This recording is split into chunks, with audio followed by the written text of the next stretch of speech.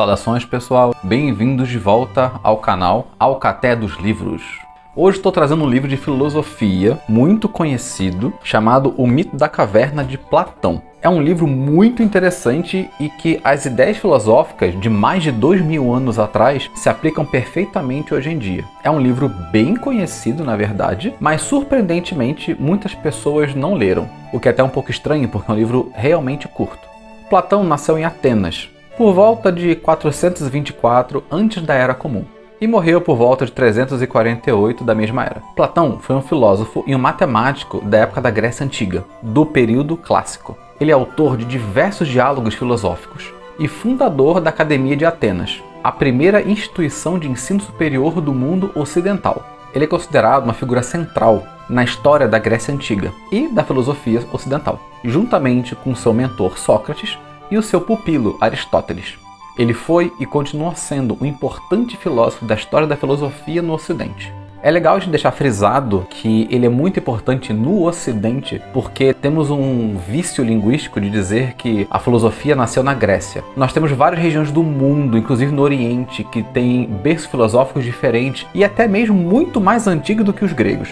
Dito isso, vamos para a edição do livro. O livro que eu tenho em minhas mãos é da editora Édipro de Bolso. É um livro bem pequenininho, ele possui as páginas amarelinhas, daquele jeitinho que eu gosto e fontes confortáveis para ler. Além disso, pessoal, é um livro muito curtinho, tá? Não tem nem 100 páginas de diálogo. Esta é uma edição de 2015, com traduções e notas feitas por Edson Bini. É bom a gente citar que O Mito da Caverna não é originalmente um livro independente. Ele é parte do livro A República, mas atualmente pode ser adquirido facilmente como um livro independente e é um dos diálogos mais famosos e muito importante de Platão. O enredo basicamente é um diálogo entre Sócrates e Glaucon. E neste diálogo eles falam sobre uma ideia hipotética, claro que comparando com a realidade. Nesse cenário é proposto que existem várias pessoas acorrentadas que conseguem olhar apenas para uma direção. Atrás delas tem um muro, elas não conseguem ver nada. As correntes fazem com que elas só consigam olhar para frente. Então, atrás dessas pessoas existem fogueiras acesas e outras pessoas passam com objetos entre a fogueira e o muro, fazendo sombras na parede, de forma que essas pessoas acorrentadas e presas só consigam ver as sombras. Tudo isso dentro de uma caverna. Essas pessoas que não conhecem outra realidade, elas entendem que essas sombras, elas são tudo que existe. O lugar que elas estão, a posição que elas ficam, tudo que elas conhecem são apenas essas sombras. Isso dá a entender que essas pessoas não sabem o que as sombras são. Então, eles acham que são a realidade. As sombras são reais para elas. Em um dado momento, um dos prisioneiros se liberta e assim que ele levanta, ele vira a cabeça para o outro lado e sai de onde eles estão. E ele entende que há objetos, e há pessoas, e há fogueiras e que aquelas sombras, na verdade, não são reais. Elas são apenas uma ilusão de outros objetos. Tentando sair desse lugar, esse prisioneiro liberto, ele encontra a saída da caverna. E assim que ele sai da caverna, ele é cego pela luz. Até porque ele nunca viu a luz, então os olhos dele não estão acostumados com a claridade. Nesse momento, esse prisioneiro, ele aos poucos consegue se acostumar com a luz. E assim que ele consegue se acostumar, ele abre os olhos de forma real, completa, e ele vê a natureza, ele vê as árvores, ele vê o céu, ele vê o sol. Então ele descobre todo um mundo que ele não conhecia, que ele achava que não era nem real, nem era possível ter aquilo. Até porque, como ele foi criado nessa caverna, só vendo sombras, ele achava que aquele era o mundo real, que tudo aquilo era real. Então ele entende que tudo aquilo que ele conhecia, todo aquele mundo que ele achava que era real dentro daquela caverna, nada mais era do que uma ilusão passageira, algo que não existia de verdade. Então nós temos algumas comparações. Neste diálogo, eles fazem as comparações, por exemplo, que tudo aquilo que ele enxerga de realidade nova seria a luz da filosofia. O sol seria a filosofia, iluminando as coisas para que elas sejam vistas de verdade, na sua forma real. A ideia de ele poder ver um mundo real, diferente da caverna, é porque ele conseguiu se libertar de uma prisão. E aí vai o ponto importante. O que era aquela prisão? Quando a gente volta para a caverna, a ideia das correntes são os vícios das pessoas, e as sombras que elas acham que é real nada mais são do que distrações do mundo material, distrações de status e honrarias ou de coisas que alguém impõe para você que você acha que é real, você acha que aquilo é a sua realidade. Nós acreditamos que essas coisas são essenciais para a nossa vida. Nós não entendemos que elas são apenas uma ilusão. E aí no diálogo eles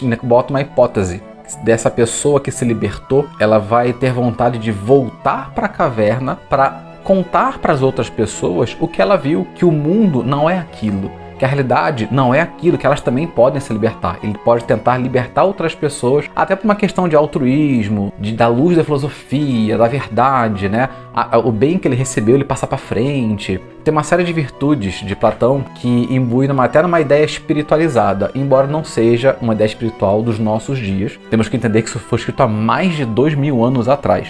E no diálogo, o que é bem legal, eles colocam uma hipótese. Se outras pessoas controlam esses prisioneiros e quer que eles fiquem ali, como essa pessoa iria resgatá-lo? Na verdade, neste diálogo, eles falam inclusive que se essa pessoa tenta voltar para os prisioneiros e tenta libertá-los, provavelmente iam chamar essa pessoa de louca, que ela não sabe que é a realidade, que ela tá maluca, que tá delirando, e ninguém ia acreditar nessa pessoa. E se ela conseguisse libertar ou começar a libertar alguns prisioneiros, a pessoa ou as pessoas que controlam aquele sistema iriam matá-lo, para que ele não abrisse os olhos das outras pessoas. Em um dado momento, neste diálogo, eles falam, inclusive, que se alguém controla esses prisioneiros, eles poderiam premiar com status e honrarias aqueles que adivinhassem as próximas sombras, conhecessem mais formas das sombras, nomeassem mais rapidamente o que era cada sombra, fazendo com que os prisioneiros tenham status maior entre eles mesmos. Pessoas mais poderosas, com mais honrarias e benefícios, e pessoas mais pobres, vamos dizer assim. As pessoas que estão ganhando essas honrarias, mesmo sendo prisioneiras, se sentem melhor, mais beneficiadas, mais privilegiadas. Elas mesmo não iam querer ser libertas, porque elas estão numa posição confortável. E as pessoas que estão abaixo, inclusive, elas podem também não querer ser libertas, porque um dia elas sonham e também chegaram onde aquela outra pessoa chegou. Sendo que todo esse sistema é uma ilusão. As sombras são apenas sombras, só que eles acham que é real. Agora, o que é, na minha opinião, pelo menos genial, neste diálogo filosófico de Platão, é que até os nossos dias, até hoje, mais de 2000 anos depois, são coisas que se aplicam perfeitamente em nossa sociedade. Mesmo que da Grécia Antiga até hoje em dia, nós mudamos de sistemas várias vezes, até chegar no atual capitalismo. Se a gente for traduzir essas ideias de ilusões da vida de honrarias e benefícios, nós vamos ter a ideia, por exemplo, de pessoas que acreditam que todos os bens materiais, todos os status, as honrarias e benefícios sociais são reais. Então as pessoas dão muito valor a coisas, necessidades que na verdade são inventadas por outras pessoas, outras empresas, outras indústrias. Então a gente acha que quer um celular novo, eu preciso de um novo celular, eu preciso de um novo computador, eu preciso de um carro melhor. Nós precisamos de roupa, nós precisamos de likes. Aliás, o canal precisa, mas é outra história. Então, a gente tem muita ilusão na vida e que a gente acha que é real. Isso consome a gente. E se alguma outra pessoa disser que a gente pode viver bem sem isso, sem essa competição louca, sem essa coisa predatória de um engolindo o outro, o que a gente vai falar? Ah, essa pessoa é meio maluca, né? Vai ver aonde? No mato? Vai ver pobre? A gente tem vários exemplos que a gente pode citar desse tipo de comportamento. Nós estamos, sim, numa sociedade, de certa forma, ou até filosoficamente ilusória. Nós temos valores ilusórios, nós temos preocupações diárias, muitas vezes ilusórias. E a gente não aceita atualmente uma realidade que não seja essa que nós conhecemos, porque nós só conhecemos esta realidade. Então, é um debate filosófico muito importante. E eu gostaria de chamar a atenção também que, quando a gente fala de filosofia, principalmente na época da Grécia Antiga, estamos falando de